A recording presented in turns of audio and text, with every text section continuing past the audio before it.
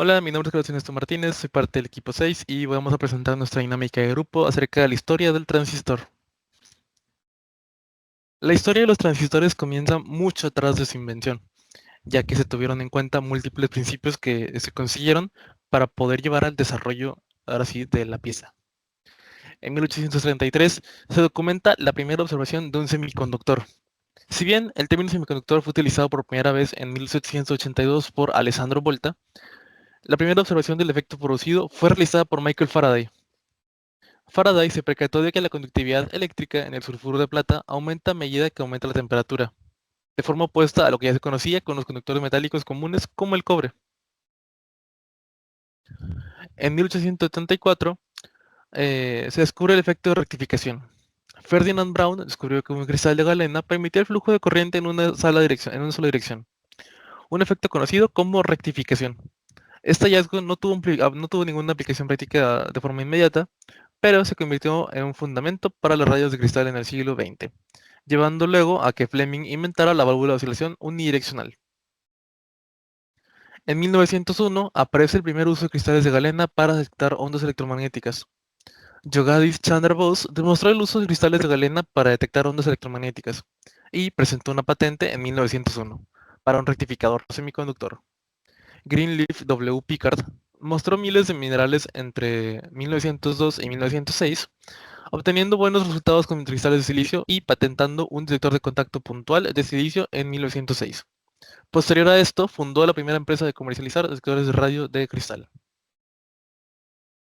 En 1926 aparecen las primeras patentes de transistores de efecto de campo. Julius E. Lilienfeld demostró patentes en 1926 para un dispositivo que hoy conoceríamos como el transistor de efecto de campo. Aún y cuando no se construyeron dispositivos funcionales, en 1978 Robert Paul y Rudolf Hilsch informaron de la aplicación de señales de baja frecuencia con cristales de bromuro de potasio, aún sin aplicaciones prácticas. Shockley investigó dispositivos semiconductores en lugar de tubos de vacío desde 1939, pero no logró el efecto de amplificación. En 1931 aparecen las teorías cuánticas para explicar las propiedades de los semiconductores. En el 31, el físico Alan Wilson creó un modelo de comportamiento de semiconductores usando la teoría cuántica de sólidos, aunque su intento de explicar la rectificación resultó incorrecto. En 1831, Boris Davidov, Nell Mott y Walter Scolti propusieron que la rectificación se debía a una concentración de electrones en la superficie del semiconductor, formando una barrera asimétrica al flujo de corriente. Buenas tardes, soy Montserrat Cisneros y voy a continuar con la historia del transistor en la década de 1940. Primero, en 1940, Rosellol descubrió la unión PN y el efecto fotovoltaico en silicio, lo que más tarde nos llevó al desarrollo de transistores de unión y las células solares. La unión PN consiste en juntar dos semiconductores, uno del tipo P y otro del tipo N. El tipo P es positivo y el N es negativo. El tipo P consiste en un exceso de huecos, los cuales son portadores de carga positiva debido a la presencia de impurezas aceptadoras. Y el tipo N contiene un exceso de electrones libres, los cuales son portadores de carga negativa, debido a la presencia de impurezas donadoras. Cuando se unen los dos materiales, los electrones del lado N se combinan con los huecos del lado P en la zona de contacto.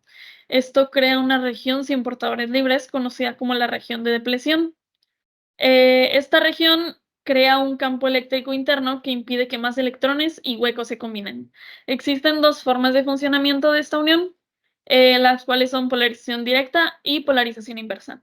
La polarización directa nos dice que al aplicar un voltaje positivo al material P y negativo al N, la barrera de potencial en la región de depleción se reduce, permitiendo que los electrones y huecos fluyan a través de esta unión, y así se produce una corriente eléctrica. Mientras que en la polarización inversa, al aplicar un voltaje positivo al material N y el negativo al material P, la barrera de potencial en la región de depleción aumenta. Esto impide que el flujo de electrones y huecos no puedan fluir, lo cual va a resultar en una corriente muy pequeña o casi nula. En 1940-1945 se dio una alta demanda de tecnologías avanzadas para mejorar las comunicaciones y la detección electrónica. Una de las áreas más importantes fue el desarrollo de detectores de microondas para sistemas de radar. Estos fueron esenciales para la navegación y detección de aeronaves enemigas. Para esto se desarrollaron métodos como la purificación zonal, la cual permitió obtener cristales de silicio y germanio con muy pocas impurezas. Este proceso involucraba el derretimiento controlado de una zona pequeña del cristal y el movimiento de esta zona a lo largo del cristal para eliminar purezas. En 1947 se dio el primer transistor de punto de contacto. Este fue inventado el 16 de diciembre por John Barden y Walter Brattain, con la supervisión de William Shockley. Este primer transistor consistía en una pequeña pieza de germanio con 2 contactos de oro aplicados a la superficie. El dispositivo funcionaba como amplificador de señal, ya que cuando se aplicaba una pequeña corriente en uno de los contactos, se controlaba una corriente mayor entre los otros 2 y permite una amplificación. La interacción de los contactos de oro con el germanio formaba una región de depleción que era clave para el funcionamiento de este. Y finalmente, en 1948, se anunció la invención del transistor públicamente. Esto fue creado por la empresa Bell. Y William Shockley empezó con la creación del transistor de unión, el cual tenía como propósito mejorar la eficiencia del dispositivo. Shockley para esto se basó en la estructura del transistor mejorado con la teoría de la unión PN que acabo de explicar, mientras que al mismo tiempo Herbert Matare y Heinrich Welker creaban un transistor de germanio en Francia. A principios de los años 50, los transistores comenzaron a ser utilizados en productos comerciales. La primera radio transistores, la Regency TR-1, fue lanzada en 1954, marcando el inicio de la era de la electrónica portátil. También se aplicaron en audífonos, computadoras y equipos de telecomunicaciones, mejorando considerablemente la eficiencia y el tamaño de estos dispositivos. William Shockley fundó el laboratorio semiconductor de Shockley en 1956 y jugó un papel clave en el desarrollo de la industria de semiconductores en Silicon Valley. Hubo mejoras significativas en la tecnología de transistores, incluyendo el desarrollo de transistores de aleación, de unión y de efecto de campo. En 1956, John Barden, Walter y William Shockley fueron galardonados con el Premio Nobel de Física por su investigación en semiconductores y la invención del transistor, reconociendo la importancia monumental de su trabajo. En 1957, los transistores comenzaron a reemplazar tubos de base en las computadoras, dando lugar a la segunda generación de computadoras. Este cambio permitió la creación de computadoras más pequeñas, más rápidas y más eficientes. Un ejemplo notable fue el IBM 608, la primera computadora comercialmente disponible que utilizó transistores en lugar de tubos de vacío, lanzada en 1957. En 1960, Mohamed Ataya y Dawon Kang desarrollaron el primer MOSFET. Este tipo de transistor es más fácil de miniaturizar y fabricar en grandes cantidades que los transistores de unión bipolar. Y pues se convirtió en la base de la mayoría de los circuitos integrados modernos. Gracias a esto, pues se lograron muchos avances. Por ejemplo, en 1961, Fairchild Semiconductor introdujo el primer circuito integrado comercial basado en la tecnología planar desarrollada por Jan Horney.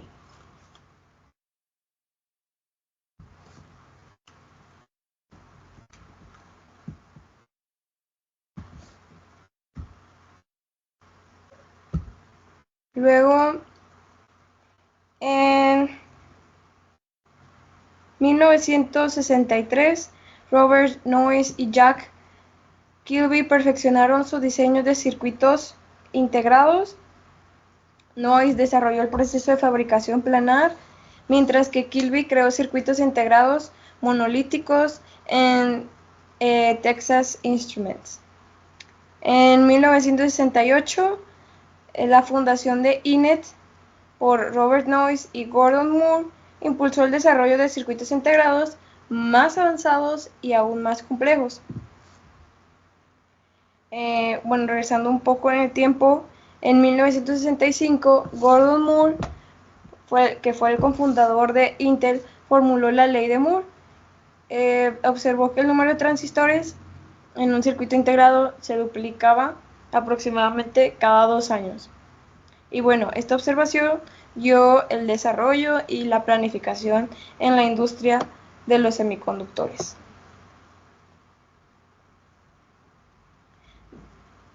Bueno, ahora, ¿cuáles son algunas aplicaciones? Los avances en la tecnología de transistores permitieron la creación de dispositivos electrónicos más pequeños, rápidos y eficientes. Los transistores, por ejemplo, comenzaron a reemplazar los tubos de vacío en muchas aplicaciones, incluyendo computadoras, radios, televisores y muchos equipos de telecomunicaciones. Los transistores de alta frecuencia se desarrollaron siendo capaces de operar a frecuencias muy altas, lo cual pues fue esencial para las comunicaciones de microondas y otras aplicaciones de alta frecuencia.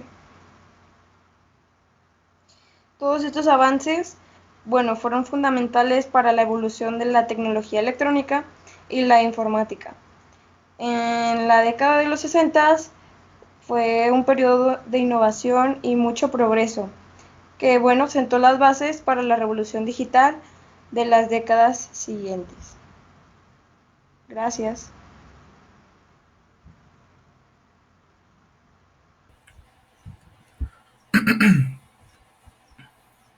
En la década de los 1970 fue el auge de los transistores CMOS y MOSFET de canal NIP. El desarrollo de estos transistores permitió la creación de circuitos integrados y pues son fundamentales para la electrónica moderna. Aquí del lado izquierdo podemos ver transistores canal N y canal P, y del lado derecho tenemos transistores NMOS y PMOS y pues sus respectivos funcionamientos. Para la década de los 1980, específicamente en el año 1980, esta tecnología CMOS se convierte en el estándar de la industria para circuitos integrados, pues su eficiencia energética y muy buena densidad de integración hace que sea más viable el uso de estos dispositivos. Además, se introducen los transistores de puerta flotante, memoria flash, lo que permite un almacenamiento no volátil. Y para el año 1985, los transistores bipolares de alta velocidad se empiezan a desarrollar bipolares de alta velocidad, que son los HBT. Estos son utilizados en aplicaciones como radiofrecuencia y comunicación. En los años 1990 se empieza a miniaturizar y a hacer más eficiente el uso de estos transistores. Esto mejora el control de la corriente y reduce fugas en escalas nanométricas. Y para el año 1998, los transistores de silicio se comienzan a implementar para mejorar el rendimiento y reducir el consumo de energía en los circuitos integrados. Ya para el año 2003, el uso de compuestos transistores 3,5, como el arsénico de galio, se empieza a utilizar para aplicaciones de alta frecuencia y una alta movilidad de electrones. Y en el año 2007, los transistores de puerta metálica empiezan a introducirse dentro de la industria como una mejora al rendimiento de los procesos de fabricación en materiales de tamaño de 45 nanómetros o incluso menores. Para el 2011, Intel introduce transistores FinFET en su tecnología de 22 nanómetros, lo que marca una evolución muy significativa en la arquitectura de los transistores. Y en el año 2015 se comienzan a investigar y desarrollar transistores de túnel para reducir aún más el consumo de energía en aplicaciones que se necesitan baja potencia o que se manejan por baja potencia. En 2018 hay avances significativos en la fabricación de transistores de nanoalambres. Esto mejora la densidad de integración y el rendimiento también. Y ya para el año 2020, los transistores de 3 milímetros se empiezan a desarrollar y a producir primeramente en transistores de procesos de fabricación. Esto impulsa los límites aún más de miniaturización.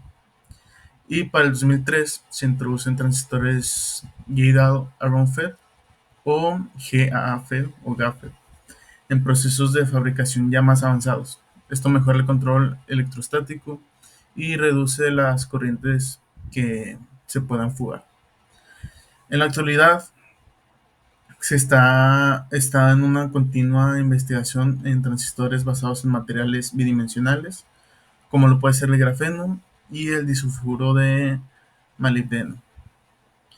Y pues esto promete mejoras en la velocidad y eficiencia energética para futuras generaciones de dispositivos electrónicos.